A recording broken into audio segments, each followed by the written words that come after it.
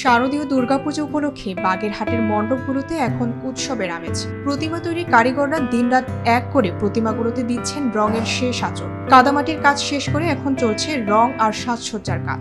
প্রতিমা শিল্পীরা জানান, এই মুহূর্তেই তাদের সবচেয়ে বেশি ব্যস্ততা। কাদামাটির কাজ শেষ করে আমরা পেইন্ট শুরু করছি। এই আমরা আরো অনেক কয়েক জায়গায় কাজ করতেছি। তাই মোটামুটি আমাদের কোনো অসুবিধা এখন পর্যন্ত সামনে উপস্থিত হয় নাই।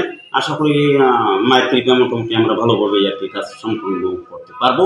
আগামী 28 সেপ্টেম্বর মহাষষ্ঠী পুজোর মধ্য দিয়ে শুরু হবে দুর্গাপূজা এবং 2রা অক্টোবর বিজয়া দশমীর মধ্য দিয়ে শেষ হবে এই উৎসব। বাগেরহাট জেলার চিতলমারীর গরিবপুর গ্রামে এবছর প্রায় 200 প্রতিমা নিয়ে আয়োজন করা হয়েছে সার্বজনীন দুর্গাপূজা, যা দর্শকদের কাছে বাড়তি আকর্ষণ তৈরি করবে। এই দুর্গাপূজাকে কেন্দ্র করে সারা দেশে রাষ্ট্রীয়ভাবে এবং বাংলাদেশ জাতীয়তাবাদী দলের পক্ষ থেকে নির্দেশনা দেওয়া হয়েছে তাদেরকে সব ধরনের সহযোগিতা এবং নিরাপত্তা প্রদানের জন্য।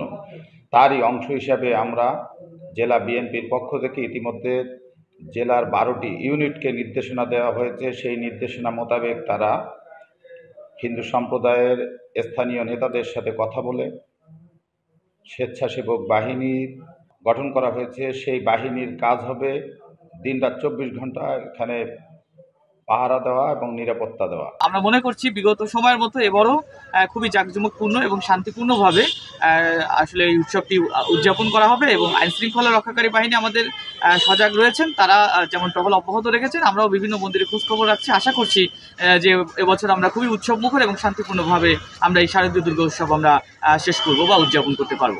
বাগেরহাট পুলিশ সুপার আসাদুজ্জামান বলেন, দুর্গাপূজা উদযাপনের প্রস্তুতি এবং সার্বিক নিরাপত্তার বিষয়টি মাথায় রেখে আমরা ব্যাপক প্রস্তুতি গ্রহণ করেছি।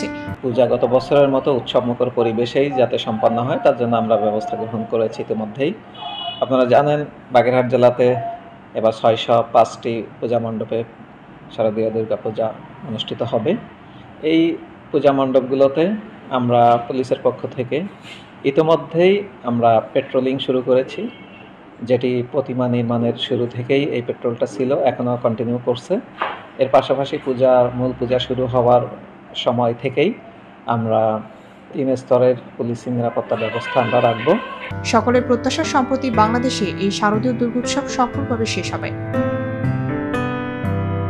বৃষ্টি দাজের, আনন্দ টিভি।